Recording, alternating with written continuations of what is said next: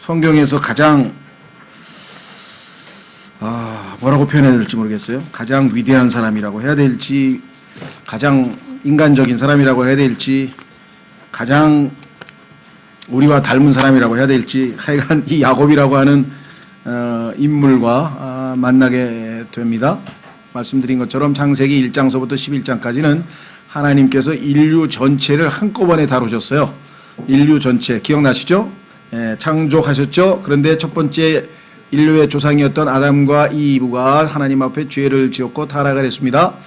그 후에 하나님께서 이제 기회를 다시 주셨는데 가인이 또 아벨을 죽임으로써 또 한 번 인류가 하나님 앞에 타락하게 되고, 그 다음에 창세기 6장에 가서 다시 한번 인간이 하늘에서 내려온 타락한 천사들의 잘못된 본을 따라 이상한 육체를 따라가는 등 아주 타락하게 돼서 하나님께서 후회까지 하시면서 다 멸하시는 세 번째 타락과 심판이 있었고요.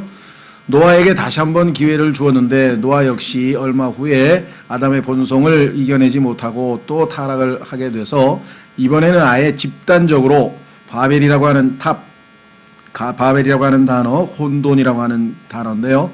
하나님 앞에 이제 언어가 혼돈이 돼서 혼돈이라는 이름이 붙었는데, 바벨탑이라고 하는 것을 지어서 오늘 공부하게 될 사다리, 땅과 하늘을 연결하는 그 사다리의 모조품에 해당하는 인간이 지은 하늘로 올라가려고 세운 사다리가 바벨탑인데, 그 바벨탑을 지어서 하나님께 도전을 했다가 이사야서 14장 12절에 나오는 루시퍼처럼 내가 지극히 높은 자와 비기리라, 내가 하늘로 올라가서 그분하고 한번 대적해보겠다 했던 그 루시퍼의 영이 아마 그들 속에 숨겨져 있었는지, 그래서 결국은 하나님께서 인류를 완전히 심판했는데, 그 창세기 3장서부터 11장까지의 인류의 역사에 대해서 로마서 1장에 나와 있는 인간의 이방인들의 타락의 역사가 나오고, 하나님께서는 모든 이방인들을 포기했다, 넘겨주어 버렸다라는 표현이 성경에 3번이 나온다 그랬습니다.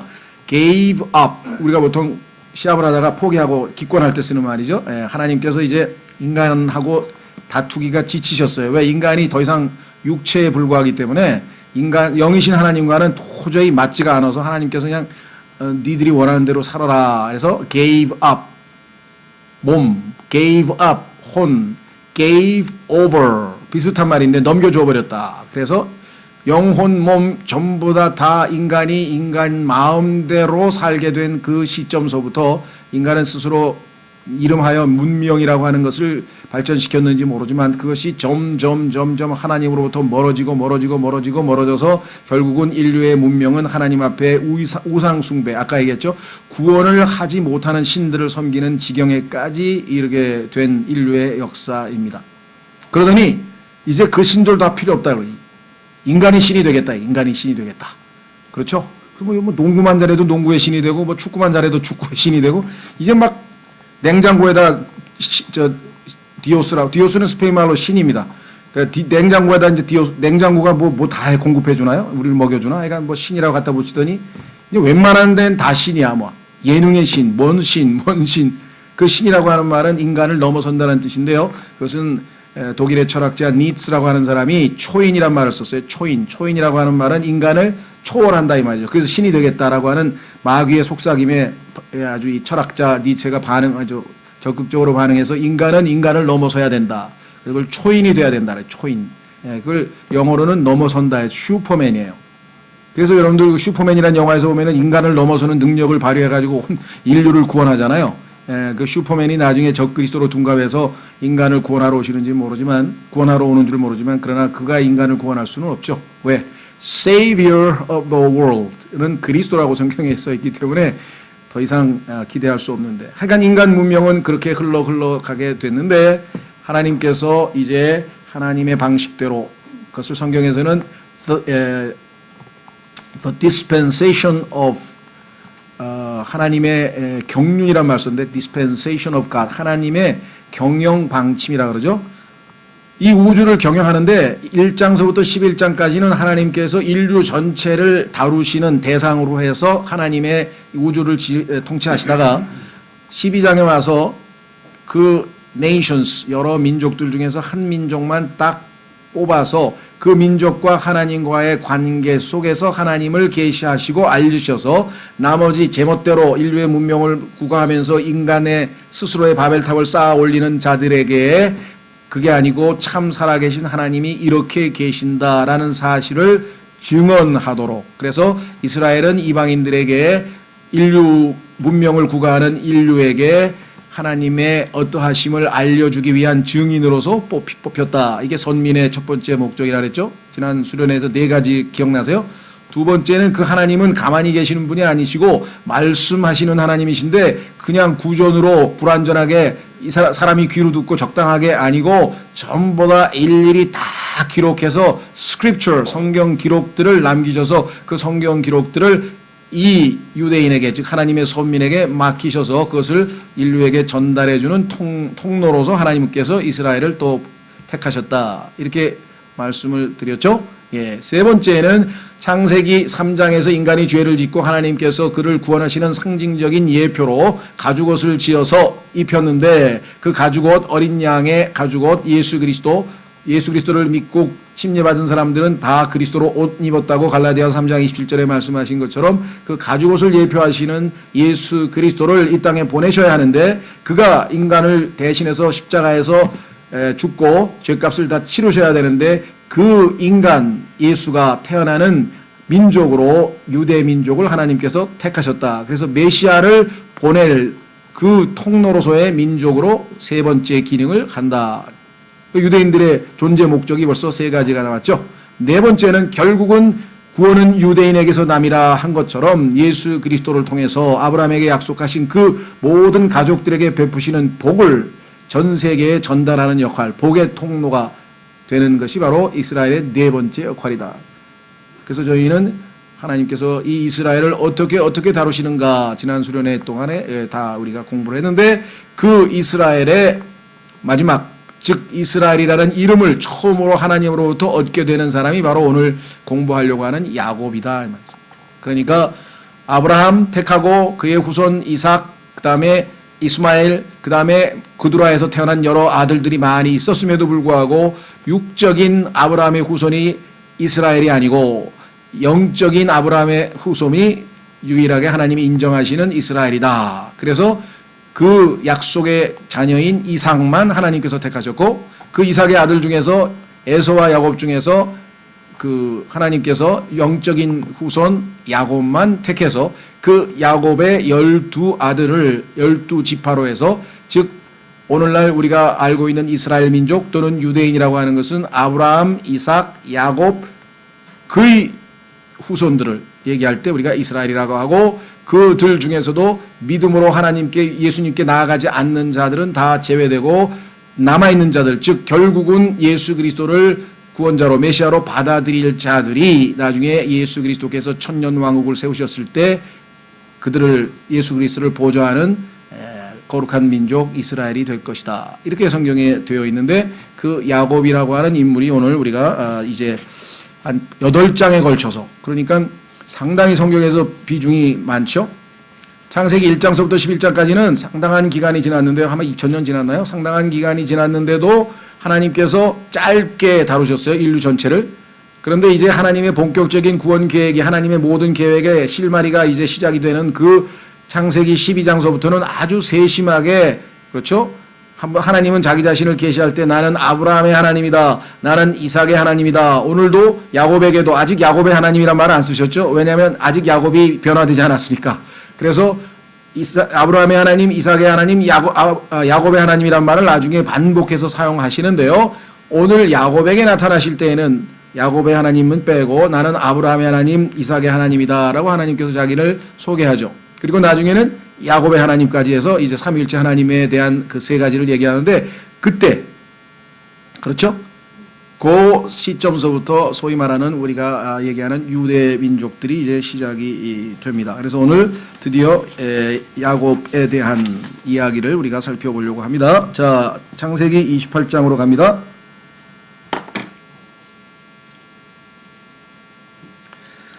창세기 28장을 들어가기 전에 어떤 분이 책에다 아주 재밌게 써서 하나 읽어드리려고 하는데요.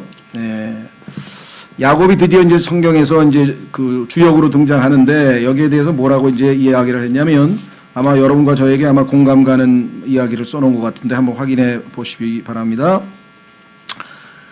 야곱의 등장, 야곱이라는 이 놀라운 사람에게 있어 우리 모두를 당혹하게 하는 것은 그의 생애가 너무도 대조적인 두 종류로 구성되어 있다는 사실입니다. 성경에서 모세, 다윗, 이사야 및 바울, 요한 등을 보면 이들 역시 잘못과 죄가 없지 않았으나 그래도 그들의 성품의 영광스러운 모습이나 하나님께 바친 헌신의 모습에서는 그 죄들을 다 잊을 수 있습니다. 그런데 야곱은 다릅니다. 한편으로는 탁월한 차분함과 부드러움이라는 기질이 눈에 띄는가 하면 또 한편으로는 가족의 우두머리가 되고자 하는 강렬한 야망이 보인다는 것입니다. 한편으로는 진정한 경건과 자신의 조상들과 맺은 하나님의 언약에 대한 분명한 이해와 확신이 있는 반면에 또 한편으로는 이 목표를 좌절시킬 수도 있는 강력한 이기적인 성향도 보인다는 것입니다. 야곱은 처음에는 어머니, 아내 그리고 자녀들에게 사랑을 보이지만 또 한편으로는 자신 이외에는 아무도 믿지 않는 조심성, 머뭇거림 그리고 의심하는 태도 등도 여전하다는 것입니다. 고상한 목표를 위해 열심히 일하는 모습과 더불어 목적을 달성하기 위해 가장 치사하고 경멸스러운 수단도 기꺼이 사용하는 모습도 보여줍니다. 야곱은 실로 두 본성이 극도의 대조를 보이는 사람이었습니다. 그래서 뭐라고 했습니까? 두 마음을 품은 전형적인 예라고 할 수 있습니다. 성경에 등장하는 주요 인물들 모세, 다윗, 바울 중에서 20장이나 할애받고 있는 사람인 야곱이 별로 회자되지 않는 것이 이상하지 않습니까? 그리스도인들 중에서 야곱에 대해서 교제하는 사람 별로 없어요. 야곱에 대해서는 그렇게 많은 사람들이 회자하지 않습니다. 언급을 별로 잘 안 해요. 이유가 있어요. 왜? 별로 말씀하고 싶지 않지만 사실 야곱이야말로 우리 자신을 너무도 쏙 빼 닮았습니다. 우리는 야곱의 인생사를 주의 깊게 숙고해 볼 것이며 성령께서 이를 통해 가르치시고자 하는 교훈을 배우고자 합니다. 그렇습니다. 야곱의 인생이야말로 우리의 인생인데 그럴 수밖에 없는 것은 아브라함의 하나님은 한마디로 하면 우리를 믿음으로 의롭게 하시는 하나님이시죠. 그렇죠? 믿음으로 우리를 의롭게 했죠. 아브라함이 믿음으로 의롭게 됐어요. 이삭의 하나님은 이삭의 생애를 보세요. 아무것도 한 게 없습니다. 그냥 하나님으로부터 항상 그냥 복을 받아 누리는 은혜의 하나님 예수 그리스도. 그렇죠? 반면에 야곱이라고 하는 사람은 변화의 하나님. 야곱의 하나님은 야곱을 마지막 순간까지 계속해서 강훈련을 시켜서 징계하셔서 결국은 육신적인 야곱을 이스라엘로 바꿔버리시는 하나님. 그래서 결국은 그렇게 이기적이고 그렇게 자기중심적으로 살던 자가 그 온 땅의 치리자 파라오에게 마지막 순간 손을 얹고 복을 빌어주는 변화된 모습, 훌륭하게 성장된 성숙된 모습을 보이고 있는 것이 야곱이다. 그래서 야곱의 인생을 통해서 우리가 그리스도인의 우리의 신앙 여정을 잘 비추어서 공부해 볼 수 있다라는 것이죠. 자, 그러면 이제 창세기 28장으로 갑니다. 교재로 갑니다.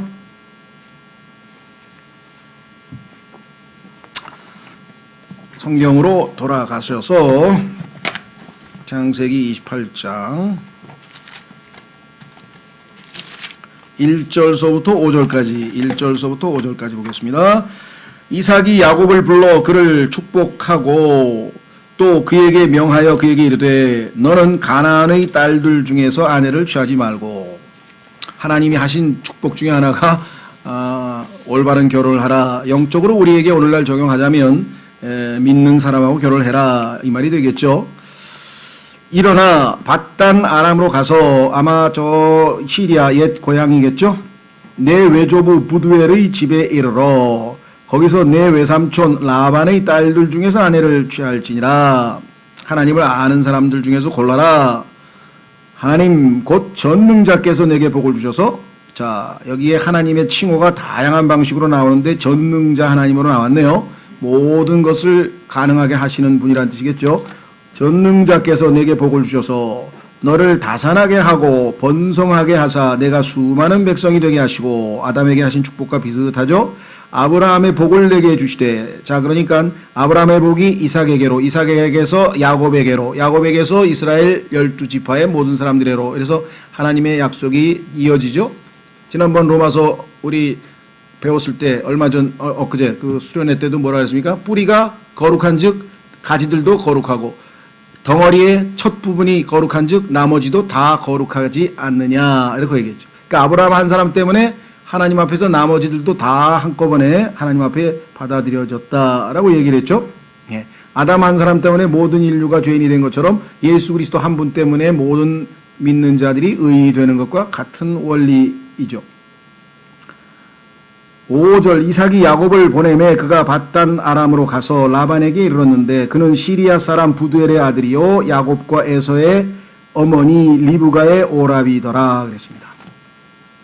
시리아 사람이었는데 강을 건너고 나서 이제 히브리라는 이름으로 또 민족이 이제 구분됐죠. 그러니까 원래는 이 히브리라고 하는 것은 시리아라고 하는 그 사람들 중에서 이 구분된 또 분열된 이렇게 분파되어서 나오는 한 민족이라고 보면 되겠죠. 자, 그래서 1절서부터 5절까지 교재로 가시면 리브가의 제안이 이삭에 의해 수용됩니다. 자, 리브가가 안 되겠다. 우리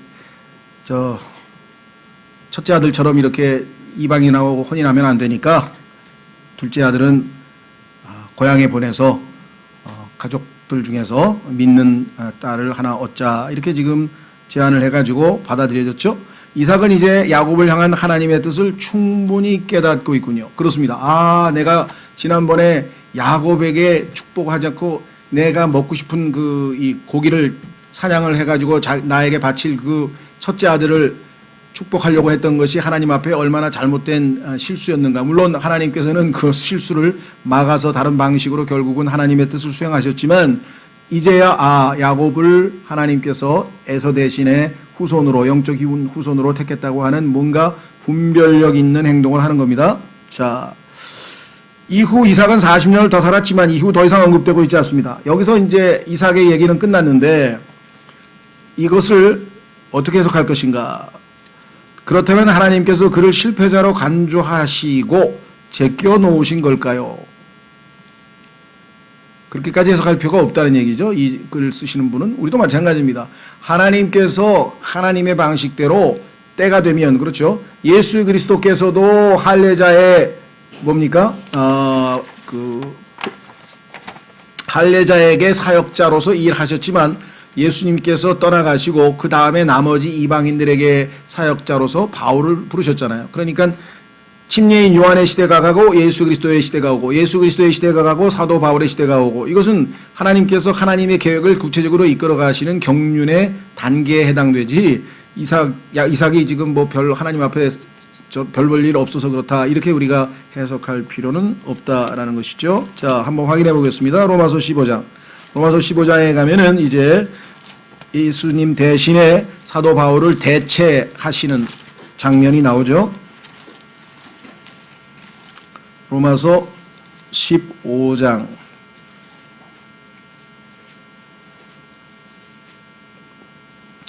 로마서 15장 사복음서에서 예수님은 1차적으로 할례자들 즉 유대인들을 대상으로 사역을 하셨죠. 유대인의 왕으로 오셨기 때문에 유대인들의 과거의 창세기부터 시작해서 말라기에 이르기까지의 유대인들의 모든 실패와 하나님께 대한 반역에 대해서 책임을 지기 위해서 유대인으로 오셔서 하나님께서 유대인들을 대신해서 모든 죄가를 치르신다. 로마서 15장 8절. 이제 내가 말하거니와 예수 그리스도께서 하나님의 진리를 위해 할례자들의 사역자가 되신 것은 조상들에게 하신 약속들을 확증하려는 것이요. 자, 반면에 밑으로 내려갑니다. 16절로 가면 이것은 내가 이방인들을 향한 예수 그리스도의 사역자가 되어 예수님께서 돌아가신 이후에 하나님께서 후계자로 택한 사람이 바로 바울인데 예수 그리스도의 사역자가 되어 하나님의 복음을 제공함으로써 이방인들을 바치는 일이 성령님을 통해 거룩히 구별되어 주께서 받으실 만하게 하려 함이라 이렇게 됐죠. 따라서 우리는 이삭의 시대는 이제 가는 겁니다. 그렇죠. 예, 우리도 마찬가지예요. 하나님께서 그 사람의 인생에 있어서 뭔가 이렇게 열심히 일을 시킬 때가 있고 쉬면서 이제 마지막 인생을 정리해야 될 때가 있고 다 때가 있어서 정하시는 거죠. 그래서 거기에 순종하는 것이 우리의 도리다. 자, 그래서 6절에서 9절로 갑니다. 에서가 보니 이삭이 야곱을 축복하고 그를 밧단 아람으로 보내어 거기서 아내를 취하게 하며 또 그를 축복하고 그에게 명하여 이르기를 너는 가나안의 딸들 중에서 아내를 취하지 말라 하였고, 야곱은 자기 아버지와 어머니에게 순종하여 밧단 아람으로 갔더라. 또 에서가 보니 가나안의 딸들이 자기 아버지 이삭을 기쁘게 하지 못하므로 이에 에서가 이스마엘에게 가서 자기가 소유한 아내들 외에 아브라함의 아들 이스마엘의 딸이요 느바요스의 누이인 마할랏을 취하여 자기 아내로 삼았더라. 자, 하나님 에서가 보니까 아버지가 내가 이 이방인 여인하고 결혼을 해서 지금 동생은 고향으로 보냈구나, 이런 상황을 파악하고 어떻게든 자기도 아버지의 마음을 좀 어떻게 사보려고 하는 것으로 생각해서 나름대로 최선을 다했지만 그러한 외형적인 행동 가지고 아버지가 기뻐할 리가 없죠. 마음 자체가 근본적으로 영적으로 돌아서야 그것이 근본적인 변화지, 외형적으로 몇 가지 했다고 해서 그것이 우리의 마음의 상태가 바뀐 것은 아닌데 흉내만 낸 꼴이었어요. 그렇죠? 에서는 야곱이 없는 틈을 타서 결혼을 통해 부모를 기쁘게 해드려 잃어버린 축복을 되찾아보려고 시도합니다. 우리도 진정한 마음의 회개가 없이, 그렇죠, 속에 진정한 회개가 없이 겉으로 몇 가지만 이렇게 고쳐가지고 그것이 다시 하나님과의 관계를 회복하는 것처럼 생각해서는 안 된다는 것이죠. 그렇죠?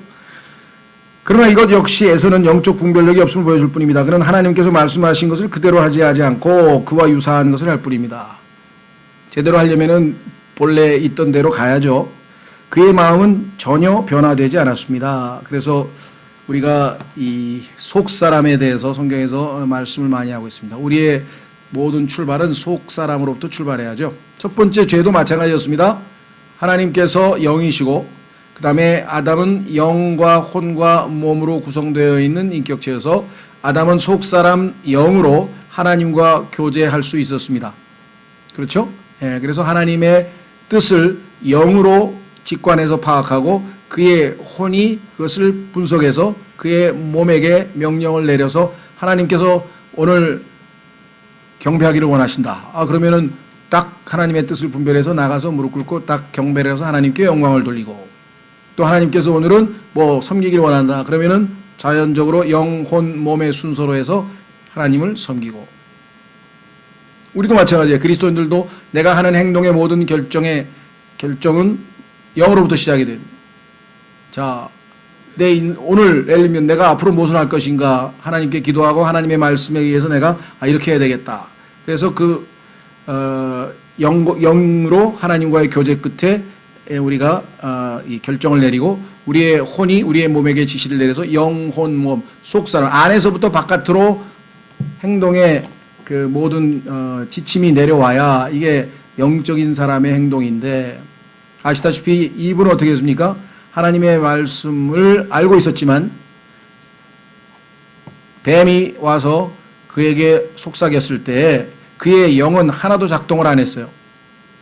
하나님의 말씀을 딱 떠올리고 정확하게 하나님의 말씀을 마귀에게 제시했더라면, 예를 들면 뭐 예수님께서는 기록되었을 때 하고 기록된 말씀을 인용하셨지만 하나님께서 이렇게 말씀하셨다라면서 정확하게 말씀의 검, 그렇죠, 성령의 검, 하나님의 말씀으로 마귀를 대적했더라면 마태복음에서 예수님께서 승리하셨듯이 마귀가 물러났을 텐데, 어설프게 하나님의 말씀을 빼고 더하고 변개시키고 막 엉망으로 만들어가지고 자기 견해를 가지고 하나님의 말씀을 인용한 게 아니라 자기 견해를 이야기하는.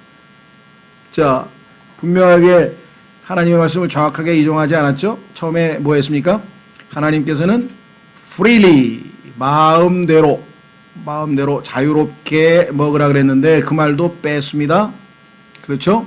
그 다음에 분명히 반드시 죽는다 그랬는데 죽을까 하노라 이야기를 했죠? 성경을 바꿨어요. 세 번째, 하나님이 하지도 않은 말까지 집어넣었어요. 만지지도 말라. 하나님 만지지 말라는 소리 안 했는데.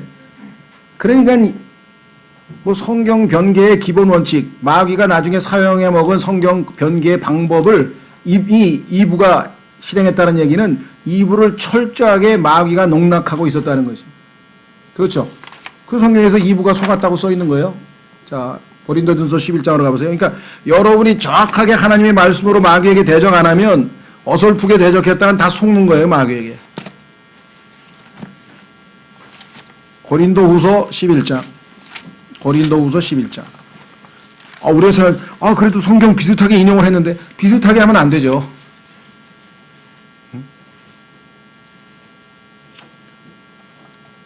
정확한 답을 대야지 비슷한 답 되면 그 동그라미 쳐줍니까? X지. 틀렸지. 자, 고린도후서 11장 2절. 고린도후서 11장 2절. 내가 하나님께 속한 질투로 너희에 대하여 질투하노니 이는 내가 너희를 순결한 한 처녀로 그리스도께 드리기 위해 한 남편에게 너희를 정혼시켰기 때문이라. 그러나 너는 분명히 지금 내가 예수 그리스도의 순결한 신부로 너를 이렇게 다 주님께 바쳤는데 너가 지금 하는 행동을 보니까 지금 잘못된 행동을 하는데 그것이 뭐와 비슷하냐? 3절. 그러나 뱀이 자기의 간교함으로, 뱀은 간교한 동물이라고 창세기 3장 1절에 써있죠. 그렇기 때문에 정확하게 하나님의 말씀을 인용해서 성령의 칼로 베어내기 전에는 마귀는 절대로 무너지지 않습니다.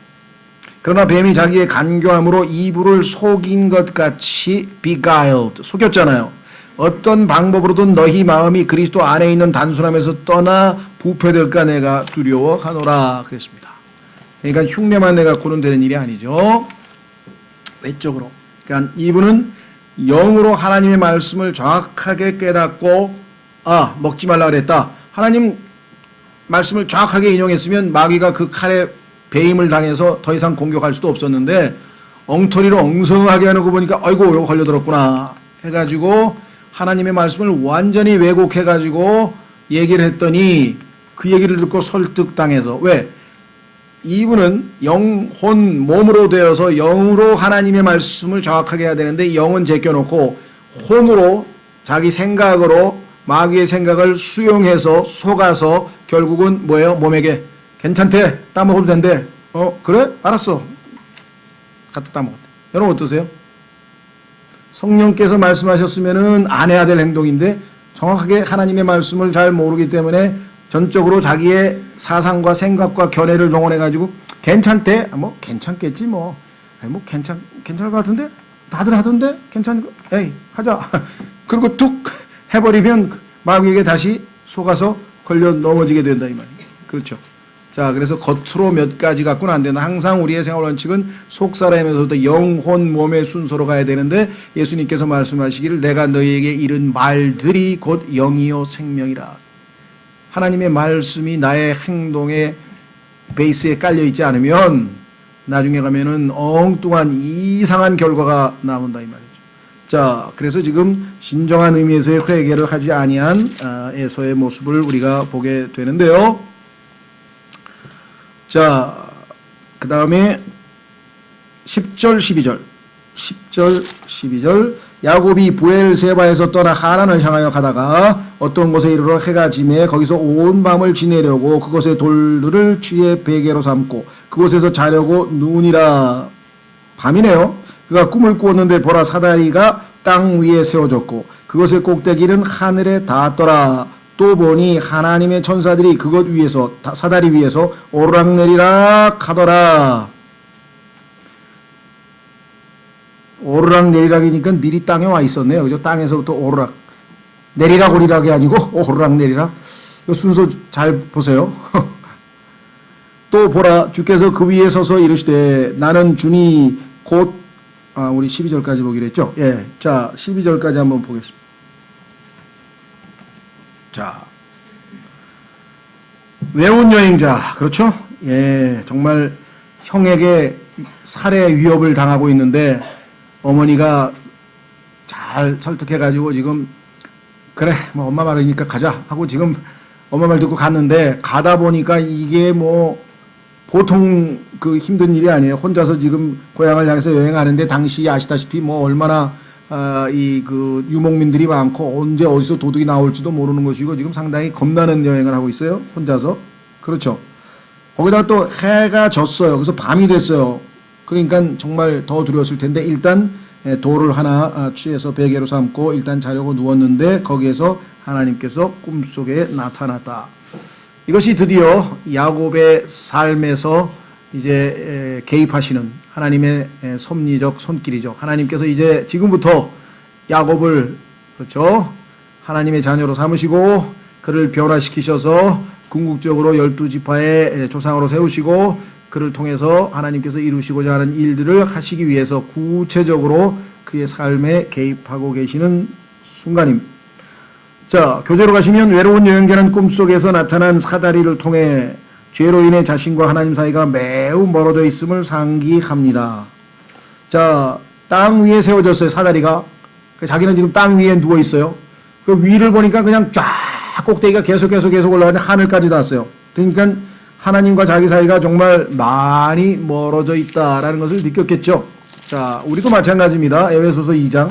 예수님 믿기 전에 여러분과 저는 예수 그리스도와 아주 멀리 있었어요. 예수님 믿고 나서 가까이 왔다가 다시 멀리 간 사람도 있어요. 그래서 찬송가에 보면 멀리 갔더니 그런 찬송가. 그렇죠? 다시 돌아와야 돼, 그 사람 또. 자, 에베소서 2장. 에베소서 2장으로 가면 여러분과 저의 과거에 예수님을 믿기 전의 모습이 하나님으로부터 멀리 떨어져 있다라는 표현이 나와요. 그런데 이제는 가까이 왔다. 더 가까이 가자. 더 가까이. 우리의 신앙생활은 그거예요. 하나님께 한 걸음 더 가까이 가면 갈수록 뭐예요? 더 추하고 더 더러운 죄인이구나. 더 추하고 더 더럽구나. 그렇죠? 거울을 3m 앞에서 보면 아무렇지도 않는데 점점 가까이 가보세요. 뭔가 이상한 게 자꾸만 보일 거 아니에요. 에베소서 2장. 예. 11절서부터 보겠습니다. 그러므로 기억하라. 너희는 지나간 때 예수님 믿기 전에 육체로는 이방인이요 손으로 육체에 행하는 할례를 받아 할례자라 불리는 자 유대인들에 의해 할례도 안 받은 녀석들하고 무할례자들이라고 불리던 자들이라. 그때 너희는 그리스도 밖에 있었고 안에 없었죠. 침례를 받아 우리는 안에 있게 되었어요. 이스라엘 연방국계 밖에 있던 하나님과 아무 상관없이 있던 외인들이며 약속의 언약들에서 분리된 낯선 자요 세상에서 소망도 없고 하나님 밖에 있었던 자들이었으나. 이것이 우리의 과거의 모습이에요. 그래서 그 개구리가 올챙이적 시절을 모르면 안 되죠. 그렇죠? 괜히 뭐 자기는 거룩한 척 뭐 막 자기는 아주 뭐 전혀 죄인이 아닌데 원래부터 그리스도인인 척 막 하는 사람도 있어. 근데 자기도 과거가 여기 나와 있는 이거예요. 그래서 우리가 함부로 정말 지독하다, 정말 아무리 복음도 전해도 않고 난 넌 그냥 저주 받아라 막 그렇게 하면 안 되죠. 여러분들 과거에 그냥 예수님 누가 복음 한 번 전했는데 금방 믿었습니까? 우리도 끝까지 버틴 기가 안 믿은 적이 한두 번이냐고요. 자, 그래서 약속의 언약, 죄송합니다. 13절. 한때 뭐라고 되어 있다고요?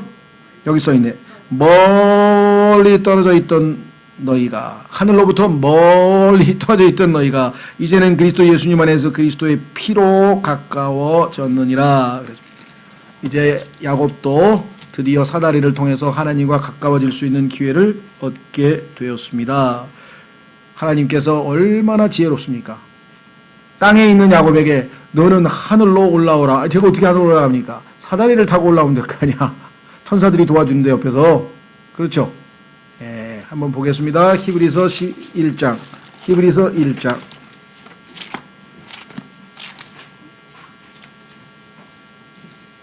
여러분은 어떻게 복음을 들으는 것 같아요? 아마 보이지 않는 천사가 어떻게든 도와줬을 거예요. 잘은 모르지만. 히브리서 1장 14절, 히브리서 1장 13, 14절. 그분께서 어느 때 천사들 중에 누구에게 내가 내 원수들을 내 발받침으로 삼을 때까지 내 오른편에 앉아있으라 하셨느냐. 천사에게는 그렇게 말씀하신 적이 없고 하나님의 아들이신 예수님께는 그렇게 말씀하셨다. 하나님께서. 그런데 그 천사는 누구냐? 주인공이 아니고 옆에서 보조하는 존재인데 그들은 다 구원의 상속자가 될 자들을 위해 섬기라고 보내어진 섬기는 영들이 아니냐. 이 땅에서 많은 천사들이 섬기고 있습니다. 네, 제일 많이 섬기는 건요, 그리스도인이 죽으면 셋째 하늘까지 그 혼을 누가 데리고 가겠어요? 누가 보면 천사가 데리고 갔다고 써 있어요. 천사가. 딱 죽는 순간에 몸에서 혼이 빠져나가는 순간에 그 혼을 데리고 셋째 하늘로 데리고 가서 섬기는 자가 누구냐? 천사들이라고 성경에 써 있다고요. 예, 그러니까 천사들이 할 일이 많아요, 지금. 예. 자, 그래서 여기 보시면 천사들이 지금 오락내리락 하면서 도와줄 테니까 빨리 사다리 타지? 사다리 타가지고 뭐 무슨 짬뽕 먹고 그런 거 말고요.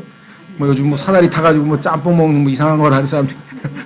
점심 내기 뭐 사다리 탄다는데 여러분이 그럴 때마다 제대로 타라, 사다리를. 하늘로 가는 사다리를 타야죠. 어째 짬뽕 먹는 사다리를 타냐 그래. 그렇죠. 사다리 볼 때마다 야, 성경에 그 사다리를 알아야 되는데, 그 사다리를 만나야 되는데, 그 사다리를 만나야 되는데, 그죠? 안타까워요. 자, 여기서 그러니까 약간 찬스 날 때마다 복음을 전해야 돼요. 여러분들 사다리 탈 때 야, 내 사다리 너 타게 해줄게. 진짜 이런 사다리 말고 진짜 좋은 사다리. 자, 다시 돌아옵니다.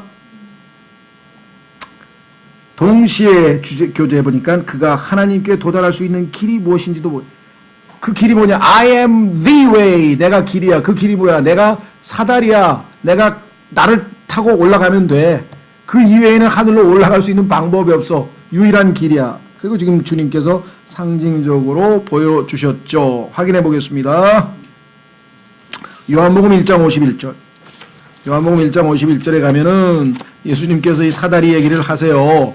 너 야곱 거기서 사다리 얘기 들었지? 그 사다리가 나야.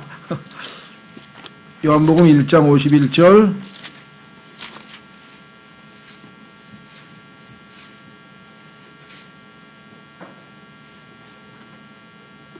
나다넬이라고 하는 사람이 예수 그리스도에 대해서 처음에는 야, 뭐 그런 사람이 어떻게 나사렛 출신인데 그게 말이 돼? 하면서 지금 얘기를 했죠. 자, 우선 보겠습니다. 요한복음 1장 43절. 그 다음날 예수님께서 갈릴리로 가려 가시다가 빌립을 만나 그에게 이르시되 나를 따르라 하시니라. 그런데 빌립은 안드레와 베드로의 도시인 벳세다 출신이더라. 빌립이 친구를 찾아갔어요. 나다나엘을 찾아 그에게 이르되 모세가 율법에 기록하고 대언자들이 기록한 그분 메시아, 우리 민족을 구원하실 메시아, 그분을 만났다.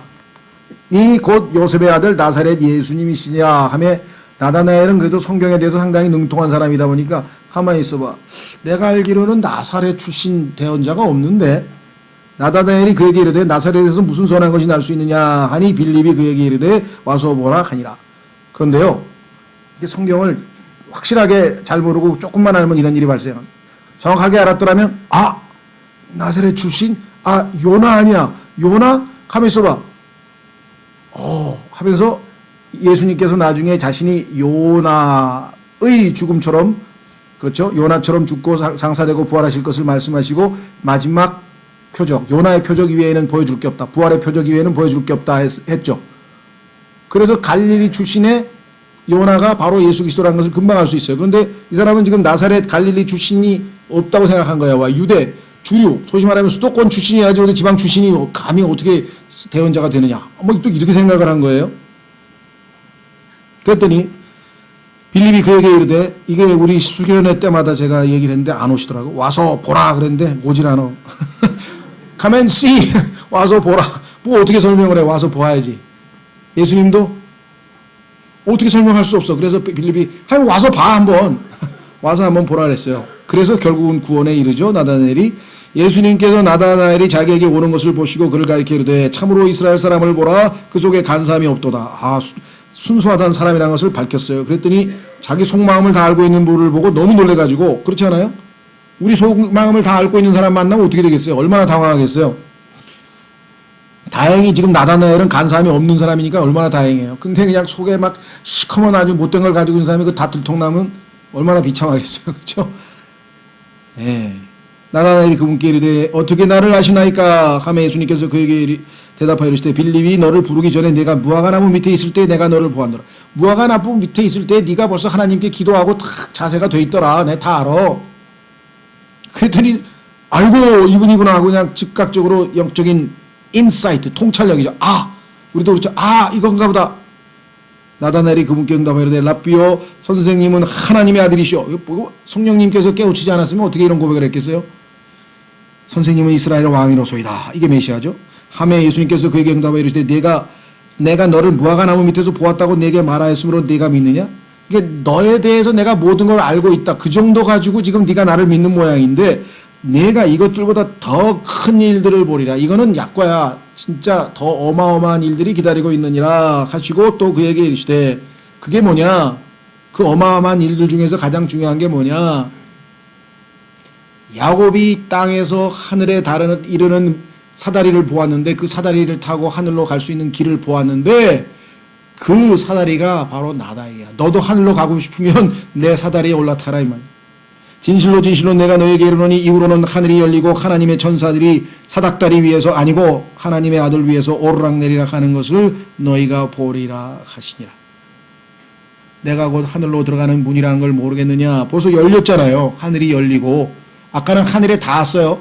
창세기 28장에서는 그냥 하늘에 닿은 것만 보여줬는데 예수 그리스도께서 이 초림에서 인간의 몸으로 이 땅에 오셔서 예수님이 지상에 오시면서 하늘은 열려 있습니다. 하늘로 들어갈 길이 열려 있어요. 예수 그리스도께서 십자가에서 죽으시고 지성소의 문이 열리듯이 하늘 문이 열려 있다고요. 지금은 마음만 먹으면 언제든지 예수님 믿고 그 길이신 예수님을 따라 그 길 따라가면 그냥 하늘로 들어가요. 왜? 문은 열려 있다. 구원의 문은 열려 있죠? 지금. 그렇죠? 예. 확인해보고 고린도후서 6장. 고린도후서 6장.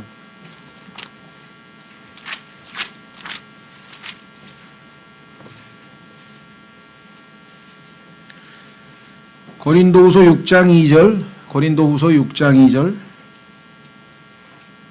그분께서 이르시되 받아주는 때에 내가 네 말을 들었고 구원의 날에 내가 너를 구조하였노라 하시나니 보라 지금이 받아주시는 때요 보라 지금이 구원의 날이로다. 지금 예수 그리스도께서 말씀하시는 그 순간 바로 지금 그때 그 순간 지금 받아들여야 예수 그리스도를 믿음으로 받아들여야 구원을 얻는다. 자 돌아가서 이제 13절에서 15절 본문 13절에서 15절 창세기 28장 13절 보겠습니다.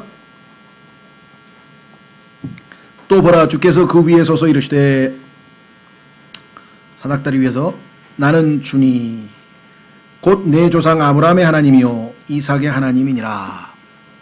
나중에 이제 야곱도 거기에 명단에 들어가서 얼마나 여러분들이 아브라함의 하나님, 이삭의 하나님, 야곱의 하나님, 삼위일체 하나님에 대해서 각각 그분들이 어떻게 이 세 사람의 삶에서 역사했는지 제대로 잘 공부하려면 제가 추천한 책이 있었는데 기억나신 분?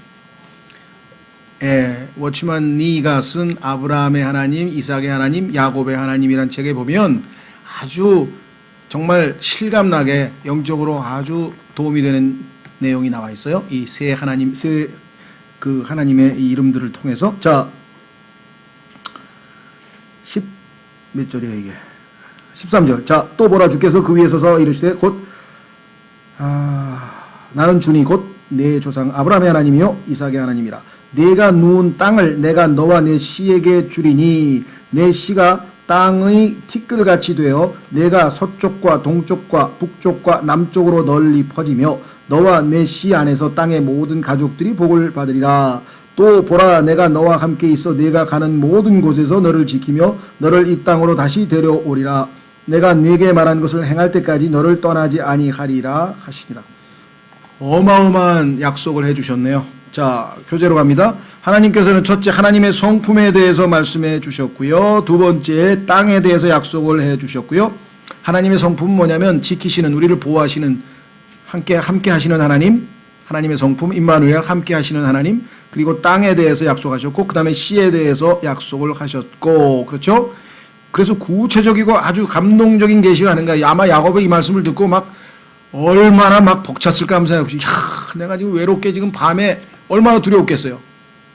그렇죠? 여러분 생각해 보세요. 밤에 성경에 보니까 하나님은 우리에게 밤의 노래를 주시는 분이다. 하나님의 축복은 밤에 와요.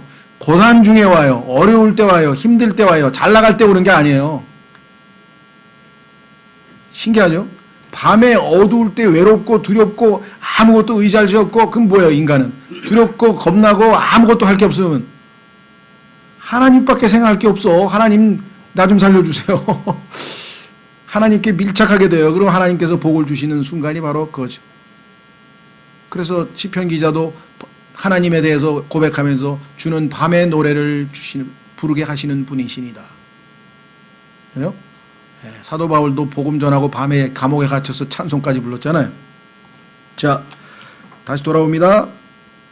이에 야곱에게 하나님의 4가지 사중 약속을 했는데 왜 함께 하시겠다는 임재, 그 다음에 보호해 주시겠다고 했죠. 보존해 주시겠다고 했죠. 그 다음에 지켜주시겠다고. 이건 뭐 이 말씀을 아마 꽉 붙들고 야곱의 인생의 위기 때마다 아마 하나님께 의지하지 않았는가 싶어요. 그런데 문제는 뭐냐면요. 야곱이나 우리나 똑같은 게 잘 풀리고 잘 나가고 모든 게 그럴 때에는 우리가 하나님에 대해서 잊어버려요. 그러다가 뭔가 막 꼬이고 안 풀리고 막 이상하고 막 괴롭고 막 이제 막 앞뒤가 안 보이면 그제서야 이제 하나님 앞에 가가지고 그래서 하나님께서 실타래를 좀 풀어주면 또 그 얘기는 지금 우리 수요일날 하고 있는 사사기에 몇 번씩 반복됩니다. 또 반복되고 또 반복되고 또 반복되고 또 반복되고. 그죠? 얼마나 다행이에요. 그죠? 우리만 그런 게 아니잖아. 아, 이스라엘 백성도 그랬구나. 야곱도 그랬구나. 아이고, 이거 내가 이러는 게 이게 아주 예외적인 건 아니네. 그렇다고 우리가 합리화할 수는 없죠. 당연히. 그렇죠. 왜? 정말 신실하게 하나님 덜 속색이고 신앙생활 하는 사람도 있으니까. 순종 잘하는 사람도 있으니까. 자, 다시 돌아옵니다. 16절에서 22절. 야곱이 잠에서 깨 이르되 주께서 분명히 이곳에 계시간을 내가 그것을 알지 못했다. 그렇습니다. 우리도요, 어느 순간에, 하나님이 함께 하셨구나. 이걸 느끼면요. 하나님이 항상 함께 하셨는데 내가 몰랐을 뿐이죠. 나의 영적 상태가 잘못돼서 하나님의 임재를 놓치고 있었을 뿐 하나님은 항상 계시는 거예요. 그렇죠? 예. 히브리서 13장 가보겠습니다. 히브리서 13장.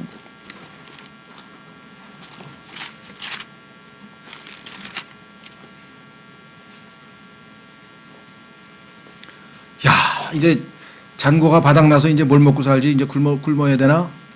그래, 뭐. 하나님의 왕국과 그분의 의를 먼저 구하라. 그리하면 모든 것을 더해 주신다 그랬는데. 그래도 안 해주시면 뭐예요? 아, 그래, 죽는 것이 이기라 그랬는데 뭐. 죽으면 그만이지 뭐. 하늘나라 가면 그만이지. 그렇죠. 최후의 보루가 있어요. 계속 밀려봐야 결국은 우리는 그냥 죽으면 돼. 근데 죽는 게 손해가 아니고 이익이라고 써있으니 얼마나 다행이에요, 우리는. 네, 죽는 게 이익인 사람들. 히브리서 13장 5절. 너희의 행실을 탐욕이 없게 하고 너희가 가진 것들로 만족하라. 그분께서 이르시되 내가 결코 너를 떠나지 아니하고 너를 버리지 아니하리라 하셨느니라. 그렇죠? 그러므로 우리가 담대히 말하되 주는 나를 돕는 분이시니 사람이 내게 무엇을 행하든지 내가 두려워하지 아니하리라 하노라.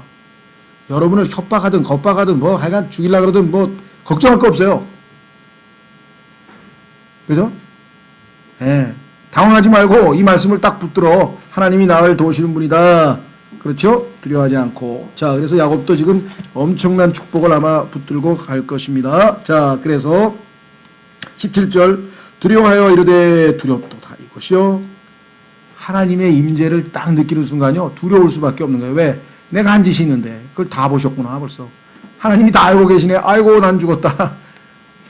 야곱도 지금 이제 아이고 내가 아버지 속인 것부터 지금 뭐 형한테 이게 다 알고 계시네. 이곳이요 이곳은 다름 아닌 하나님의 집이요 이것은 하늘의 문이로다. 사닥다리 예수 그리스도 하나님의 집 주님의 몸된 교회 하늘의 문 내가 문이요라고 하신 예수님 요한복음 10장 다 예수님과 예수님의 몸된 교회에 대한 얘기예요 성경은. 그래서 성경에선 나에 대하여 증언한 거라 그랬지. 머리 대신 예수님에 대해서 아니면 몸된 교회에 대해서 성경은 전부 다 주님과 교회에 대한 얘기로 다 자, 야곱이 아침에 일찍 일어나 베개로 삼았던 돌을 가져다가 성경에 보니까 돌이 누구예요? 예수 그리스도 아니에요. 리빙 스톤. 그럼 우리는 활력 있는 돌. 예수님이 우리를 죽어 있었는데 생명을 부어주셔서 우리도 이제는 lively stone. 살아있는 돌, 활력 있는 돌. 예수님은 리빙 스톤. 예수님이 항상 우리에게 생명을 부어 넣어 주어서 우리가 활력이 생기잖아요. 베드로전서 2장에 나와 있죠. 기둥으로 세우고, 성경에 보니까 교회는 뭐라고요? 교회는 진리의 기둥과 터. 아, 이거 하나님의 집에 기둥 얘기하네. 그런데 하나님의 집에는, 기둥에는 항상 뭐가 있어야 돼요? 성령의 기름 부으심이 있어야죠. 그래서 기름을 붓고. 돌에다가 기름 붓는 거는요, 이방인들 풍속에도 엄청 많아요. 왜? 성경을 흉내내기 때문에. 그 얘기를 지금 다 할 수 없어요. 여러분들 아마, 아, 그래서 무슨 스톤이 있고 무슨 스톤이 있고 어디 가든지 무슨 스톤이 있더라. 이게 전설 같은 데 가면. 그렇죠? 거기다가 그거 다 또 입을 맞춰요, 또. 예. 그 스톤이 예수 그리스도인데 성경에 보니까 하나님께서 아들에게 입 맞추라고도 시편 2편에 써 있어요. 그러니까 그거 보고 또 흉내내가지고 돌에다가 입을 맞추고 가지고 막 그러죠. 그러니까 이 세상에서 일어나는 현상은 다 성경에 있어. 그러니까 성경만 알면 성경이 뭐예요? 모든 것을 판단할 수 있다 그랬잖아요. 고린도전서에. 그럼 많은 거 막 인터넷에 복잡한 정보를 막 시간 들여서 하지 말고 성경을 잘 아세요. 성경을 잘 알면 정확하게 판단할 수. 19절 그곳의 이름을 베델, 이게 하나님의 집이에요. 그런데 보니까 디모데전서 3장 15절에 교회가 하나님의 집이라고 떡 써 있잖아요. 자, 그러나 그 도시의 이름은 처음에 루스라 하였더라. 야곱이 서원하이르되, 드디어 야곱이 서원을 했는데, 자, 여기에 대해서 일단 보겠습니다. 하나님께서 나와 함께 계셔서 내가 가는 이 길에서 나를 지키시고 먹을 빵과 입을 옷을 내게 주사 내가 편안히 내 아버지 집으로 되돌아가게 하시면, 조건이네요. 하시면 어떻게 한다고요? 주께서 나의 하나님이 되시고 내가 기둥으로 세운 이 돌이 하나님의 집이 되며 하나님께서 내게 주실 모든 것에서 10분의 1을 내가 반드시 하나님께 드리겠나이다 하였더라. 그럼 15절에서 하나님께서 약속하신 걸 믿었다는 얘기야, 안 믿었다는 얘기? 여기서부터 좀 헷갈리기 시작한. 아니, 하나님의 말씀을 믿었는데 뭘 거기다 또 도장 하나 더 찍으려고 뭐 확인 도장까지 더 받으려고 그러는지, 서원까지 해가면서. 그렇죠. 자, 일단 교절 한번 가보겠습니다. 결론을 내리고 16장 22절, 이에 야곱은 세 가지로 반응했어요. 첫째, 하나님이 임재를 인식했죠. 아이고, 여기 하나님 집이구나, 몰랐네. 그 다음에 이 사건을 기념했어요. 거기다 기름도 붓고 해가지고 바로 여기가 하나님이 계신 곳이다 라고 사람들에게 간증도 하고, 여러분들 여기 이 돌에다가 내가 기둥에다가 기름 붓습니다, 여기 하나님 계신 집이에요, 막 이러고 했겠죠. 그 다음에 서원. 자, 야곱은 매우 깊은 인상을 받습니다. 이것은 그가 처음으로 하나님과 직접 만난 사건입니다. 성경에서 처음으로 언급된 서원인데요. 이 서원은 야곱이 하나님의 임재와 호의를 얼마나 절실히 필요로 하였는지를 보여줍니다. 얼마나 하나님의 그 약속이, 이 약속을 하나님이 반드시 지켜주셔야 되겠는데, 그러면 하나님에 대해서 영적으로 성숙한 사람은 뭐예요? 하나님은 거짓말하지 않으시는 분이고, 하나님은 faithful, 신실하신 분이고, 하나님은 약속을 지키실 분이고, 그러면 하나님께 찬양드리고 감사합니다 했을 텐데, 야곱은 아직 이제 처음으로 하나님을 만나가지고 이분을 잘 몰라. 그래가지고 가만히 있어봐, 내가 이걸 어떻게, 이 약속을 꼭 이루어 주셔야 되는데 어떡하지? 해서 그래, 내가 10분의 1 바치겠다고 한번 해보자. 하나님과 거래를 하고 있어요 지금. 야곱의 스타일이에요, 이게 야곱의 스타일. 그래서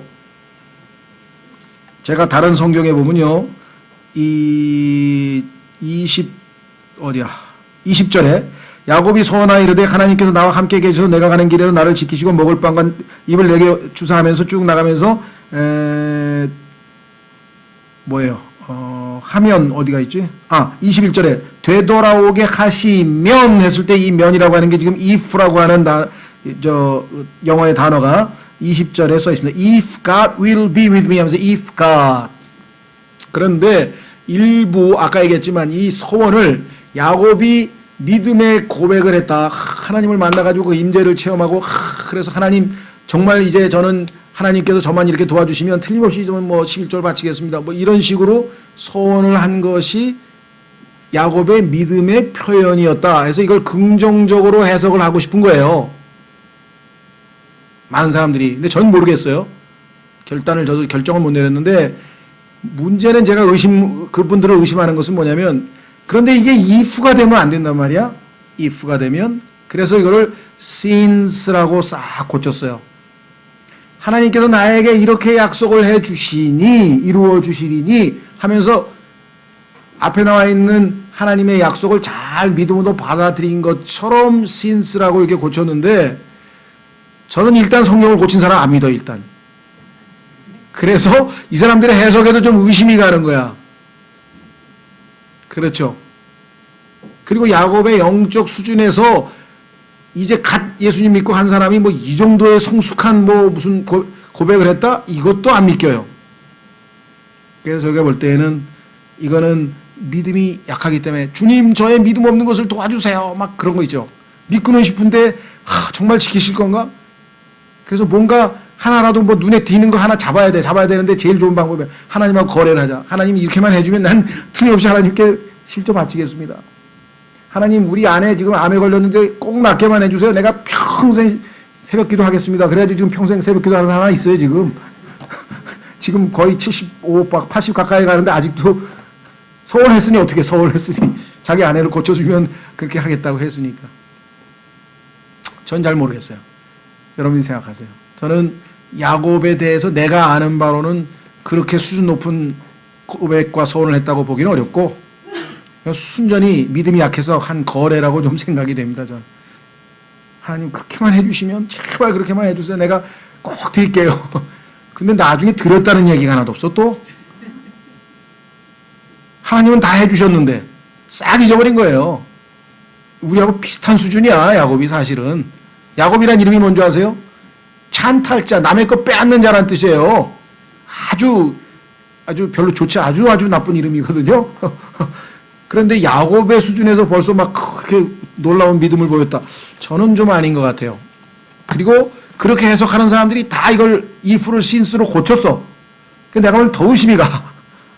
네, 그건 여러분들이 알아서 판단하시고요. 결론을 내리겠습니다. 자, 묵상을 위한 메시지 읽고 마치겠습니다. 첫째, 잘 묵상해 보세요. 여기서는 뭐 우리가 묵상할 시간은 없으니까 개인적으로 사다리는 하늘로부터 땅으로 내려오시는 그리스도 자체이지만 그 그리스도를 통해서 내려오는 하나님의 은혜. 그렇죠. 은혜는 위로부터 내려오는 거잖아요. 그래서 하늘에 닿아 있다 그랬잖아요.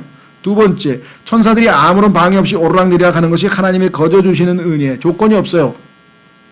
셋째, 하나님의 말씀들은 충분한 은혜를 선언 바 이는 그 속에 야곱이 필요로 하는 모든 하나님의 약속에는요 4가지 확실한 보장이 있었잖아요. 그렇죠? 예, 하나님이 늘 함께 해주시겠다, 보호해 주시겠다, 보존해 주시겠다, 지켜주시겠다. 뭐 이거 다 약속했잖아요. 그러니까 말씀은 우리에게 충분한 은혜를 제공해 준다. 모자람이 없다. 하나님의 말씀 우리에게 고린도후서에도 나오죠. 충분한 하나님의 은혜는 충분하다. 모든 일에 있어서 우리에게 충분한 sufficiency 충분하다라는 단어를 사용하신 것을 보면 야곱도 이 말씀만 딱 이것만 지켜주시면 너무너무 좋겠다. 그런데 아직도 조금 불안해서 하나님과 약간의 거래를 한 것이 아닌가 이렇게 생각이 됩니다. 이게 어쩌면 야곱의 약점일 수도 있겠죠. 예, 다음 시간에 29장으로 가서 계속해서 야곱과 우리의 신앙 여정을 함께 해 보도록 하겠습니다. 예, 다 같이 일어나셔서